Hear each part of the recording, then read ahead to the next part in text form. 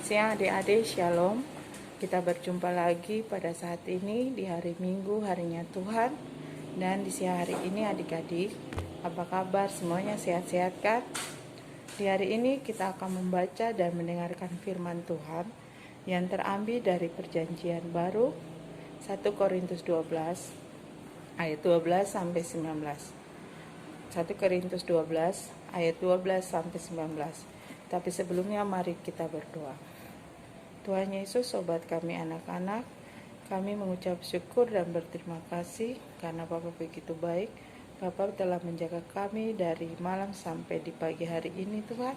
Kami masih hidup, masih mempunyai napas kehidupan.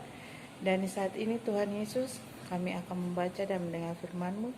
Biarlah Roh Kudus-Mu datang di tengah-tengah kami, bungkus kami Tuhan, agar firman yang kami mendengar, yang kami baca, bisa mengerti dan dapat melakukan dalam kehidupan kami dari lepas hari. Berfirmanlah Tuhan, karena kami anak-anak-Mu sudah siap untuk mendengar. Amin.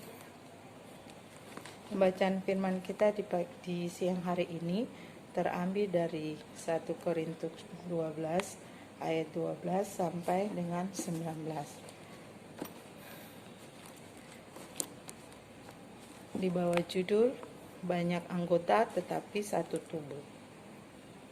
Karena sama seperti tubuh itu satu dan anggotanya banyak, dan segala anggota itu, sekalipun banyak, merupakan satu tubuh.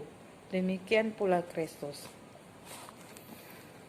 Sebab dalam satu roh kita semua, orang Yahudi maupun orang Yunani, baik budak maupun orang merdeka, telah dibaptis menjadi satu tubuh, dan kita semua diberi minum dari satu roh. Karena tubuh juga tidak terdiri dari satu anggota, tetapi atas banyak anggota.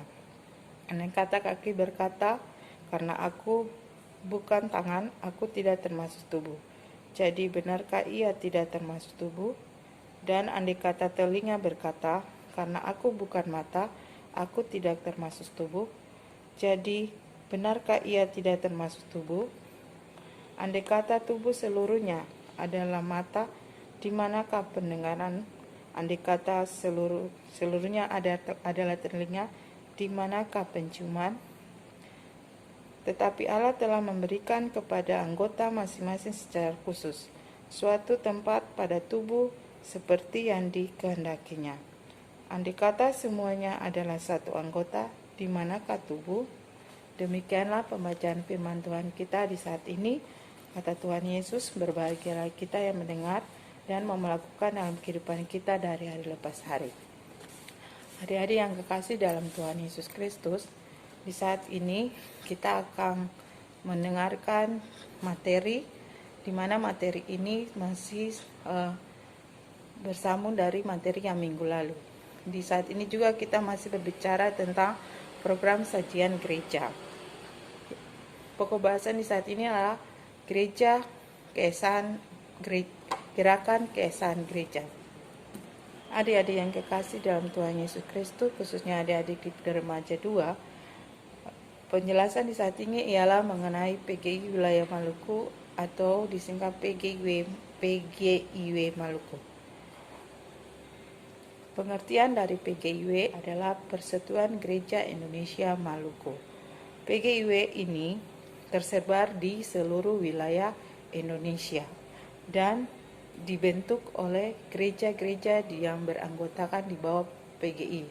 Misalnya Persatuan Gereja Indonesia Wilayah Maluku atau PGIW. PGIW didirikan pada tanggal 5 Februari tahun 67 di Ternate. GPM bersama-sama dengan gereja-gereja anggota PGI di wilayah Maluku sepakat untuk membentuk PGI wilayah Maluku, dan waktu itu bernama DGI atau Dewan Gereja Indonesia. Dewan Gereja Indonesia di wilayah Maluku. Setelah adanya pemekaran, maka dibagi menjadi dua, ialah Persatuan Gereja Indonesia Wilayah Maluku dan Persatuan Gereja Indonesia Wilayah Maluku Utara. Anggota-anggota PGI yang ketiga, anggota PGI wilayah Maluku, adik-adik, mereka ini terdapat ada 13 gereja anggota yang terdiri dari Gereja Protestan Maluku, Gereja Betel Injil Sepenuh, Gereja Pantekosta Kalam Kudus, Gereja Kristen, Gereja Betel Indonesia, Gereja Kristen Perjanjian Baru, Gereja Tuhan di Indonesia, Gereja Sidang Jemaat Allah,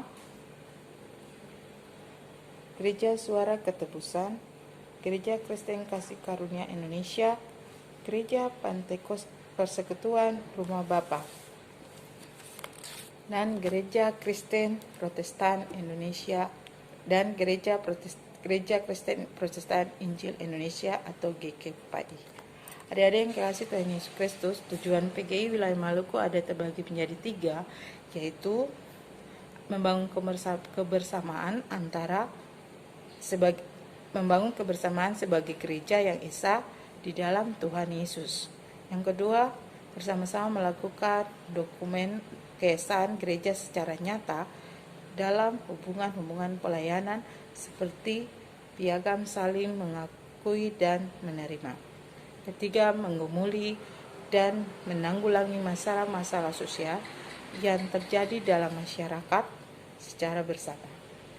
Di dalam PGIW Maluku ini, adik-adik mereka juga mempunyai susunan MPH PGI wilayah Maluku yang saat ini adalah mempunyai organisasi di mana ketua umum adalah Pendeta Dr. CHR Rules MSI dari GPM, Ketua 1 Pendeta EP Kembau dari Kibis, Ketua 2 Kapten Sugono Sugeng Supurnomo BKI Balik Keselamatan, Sekretaris Umum Pendeta Nyonya L Likumaha MTH GPM, Wakil Sekretari Pendeta Insinyur S Taribuka dari GKBS, Bendahara Pendeta Nyonya D Permelai Div TH GPPS, Wakil Bendahara Evelyn Henry SK GKKK, Anggota Pendeta Insinyur DF Soho KMP dari GBIS, EV Nyonya Noviana Patirani GTDI, EV Silver Vermelianan dari GPPS. Adik-adik yang kasih dalam Tuhan Yesus Kristus, pembacaan firman Tuhan ini mengenai banyak anggota tetapi satu tubuh berhubungan dengan PGIW adalah bagaimana di dalam Persekutuan Gereja Indonesia wilayah Maluku ini mereka merupakan persekutuan yang benar-benar mereka selalu membantu satu dengan yang lain. Dalam artian sering adanya kononia atau pertukaran mimbar yang mereka lakukan antara gereja antara GPM dengan gereja-gereja yang lain yang berada di bawah PGI wilayah Maluku. Hal yang paling kita lihat di saat ini adalah berhubungan dengan 1 Korintus 12 ayat 12 sampai 19 menyatakan bahwa banyak anggota tetapi satu tubuh. Tetapi kalau di dalam berurusan dengan PGIW, di situ ada kerjasama di mana satu tidak bisa bekerja sendiri tanpa yang lain. Adanya kebersamaan, adanya bantuan yang lain supaya masalah-masalah yang ada pun terjadi di bawah PGIW ini mereka bisa berjalan dengan baik. Nah, adik-adik kekasih dalam Tuhan Yesus Kristus, demikianlah materi yang kakak berikan di saat ini. Biarlah apa yang kami berikan kepada adik-adik bisa mengerti dan memahami dan mau melakukannya dalam kehidupan adik-adik sekalian dengan baik. Terpujilah nama Tuhan. Amin.